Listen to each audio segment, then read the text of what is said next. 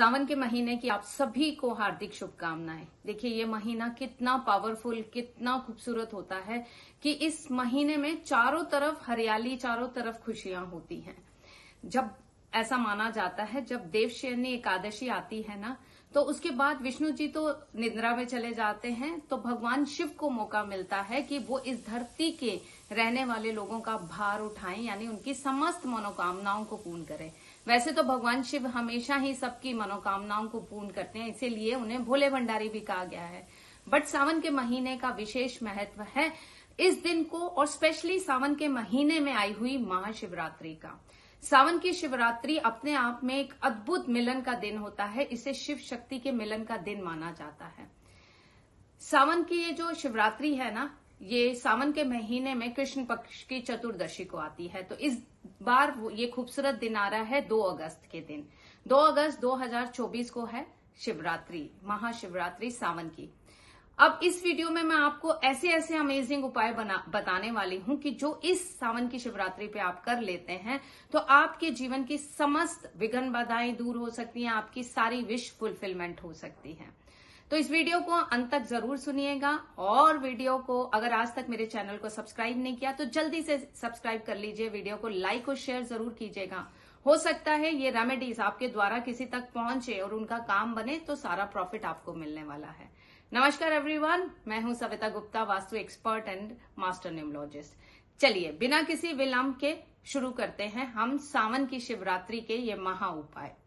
तो पहला, इस दिन आप अगर अपनी किसी भी मनोकामना को पूर्ण करना चाहते हैं, किसी तरह की भी, घर लेना है, गाड़ी लेनी है, बच्चों की एडमिशन है, अपनी कोई पर्सनल डिजायर है, तो बेलपत्र जो भगवान शिव पे चढ़ाए जाते हैं, जिन्हें बहुत बहुत भगवान शिव की प्रिय चीज माना जाता है, व्हाइट चंदन पर उसकी तीनों पत्तियों पर देखिए 11 अगर आप बेलपत्र चढ़ाते हैं और 11 में 3 पत्तियां होती हैं, हर एक में 3 पत्ती होती है, तो तीनों पे राम राम यानी 33 टाइम आप राम राम लिखेंगे सफेद चंदन से। और जब ये राम राम लिख रहे हो ना, तो अपनी विश बोल दीजिएगा और इसे भगवान शिव पर चढ़ा दीजिए। देखिए भगवान राम जो है ना, भगवान शिव के इष्ट हैं, और जब इस तरह से आप ये करते हैं तो आपकी समस्त मनोकामनाओं को पूर्ण करते हैं भगवान शिव।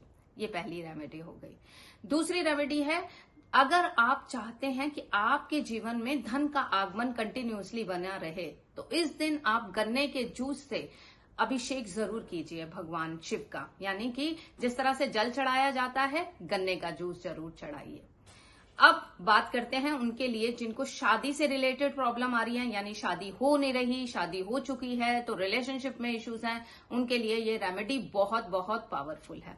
आपको क्या करना है, मूली का धागा लेना है, और जहां भी शिवलिंग स्थापित होता है, शिवलिंग के साथ मां पार्वती जरूर होती हैं, तो आपने धागे से 7 बार मां पार्वती और भगवान शिव जो शिवलिंगम है उसकी परिक्रमा इस तरह से धागे से कर लेनी है, और बिना गांठ बांधे उसे तोड़ के मतलब आपस में जोड़ दीजिए। ठीक है, मतलब धागे को आप चाहें तो नोट भी लगा सकते हैं, लेकिन इस तरह से कि आपने उनके 7 फेरे जैसे हो जाते हैं, ये कर लिए। इसके साथ साथ मां पार्वती को श्रृंगार का सामान अर्पित कीजिए। उन्हें चांदी की कोई चीज जरूर पहनाइए। अगर वो बिछुए हैं तो बहुत ही अमेजिंग हो जाएगा। और फिर मां पार्वती के कान में अपनी ये विश रख दीजिए कि जिस तरह से आपके को इतना सर्वगुण संपन्न पति मिला है, इसी तरह से मुझे भी वर दीजिए। और जिनको प्रॉब्लम आ रही है शादी में, रिलेशनशिप में, वो उनके कान में कह सकती हैं कि हमारा असीम प्रेम हमेशा बना रहे। और फिर देखिए मैजिक कैसे आपकी लाइफ में चेंज आता है। ये रेमेडीज हो गई, आपको मैंने 2 रेमेडीज दी। अब मैं एक पावरफुल रेमेडी दे रही हूं। ये किसी तरह की भी आपकी डिजायर को पूरा करने के लिए हो सकती है। ये रेमेडी क्या है, आपको 108 दाने चावल के लेने हैं। ये दाने बिल्कुल टूटे फूटे ना हो, इसलिए शिवरात्रि से, महाशिवरात्रि से एक दिन पहले, यानी सावन की शिवरात्रि से एक दिन पहले आप ये करके रख सकते हैं। 108 दाने लीजिए, एक दाना उठाइए, अपने लेफ्ट हैंड में रखा, राइट हैंड को ऊपर रखा, और जैसे ग्रेटिट्यूड बोलते हैं एडवांस में अपनी विश के लिए, thank you thank you thank you भगवान जी, हे महादेव, आपने मेरा ये काम कर दिया है, और उस दाने को अलग रख दीजिए। इस तरह से आपको 108 बार अपनी विश प्रेजेंट टेंस में ग्रेटिट्यूड पे करते हुए बोलनी है, और इन दानों को अलग कर देना है। और जिस दिन सावन का दिन है, सावन की महाशिवरात्रि है, फिर से एक बार बोलकर ये सारे दाने आप शिवलिंग पर अर्पित कर लीजिए। यकीन जानिए, मैं आपको बेट कर सकती हूं कि आपकी हर डिजायर पूरी होगी। अब नारद पुराण के अनुसार ऐसा भी माना गया है, इस दिन अगर आप कोई वृक्ष लगा देते हैं ना, यानी पेड़ पौधे लगा देते हैं, तो भी इसका बहुत बड़ा महत्व है। जैसे अगर आप चाहते हैं कि संतान अच्छी हो जाए तो केले का पेड़ लगा दीजिए। अच्छी सेहत के लिए नीम का पेड़ लगाने की बात की गई है। धन ऐश्वर्य सब कुछ चाहिए तो आप आंवले का पेड़ लगाइए। सुख शांति समृद्धि के लिए तुलसी का पेड़ लगाइए। ये पेड़ आप अपने घर में भी लगा सकते हैं और ये पेड़ आप किसी गार्डन में भी लगा सकते हैं। तो आपको इस तरह से इनसे चीजों से रिलेटेड, अगर पितृ दोष है आपकी कुंडली में कोई, तो इस दिन पीपल का पेड़ लगा दीजिए। देखिए, पीपल का पेड़ आप किसी भी जगह लगा सकते हैं जहां उसे फैलने का बड़ा मौका मिले। हाँ, ये ध्यान रखिएगा, घरों के नजदीक मत लगाइए, क्योंकि इनकी जड़ें जब पहुंचती है ना दूसरों के घरों में तो नुकसान पहुंचा सकती है। तो किसी ऐसा गार्डन जो बहुत बड़ा हो, वहां जाके पीपल का पेड़ लगाइए और किसी भी माली को उसको संभालने की रिस्पॉन्सिबिलिटी दे दीजिए। पीपल का पेड़ लगाने से पितृदोष भी दूर होगा और महालक्ष्मी का आगमन भी होगा। कहते हैं ना, एक तीर से दो निशाने लग जाएंगे।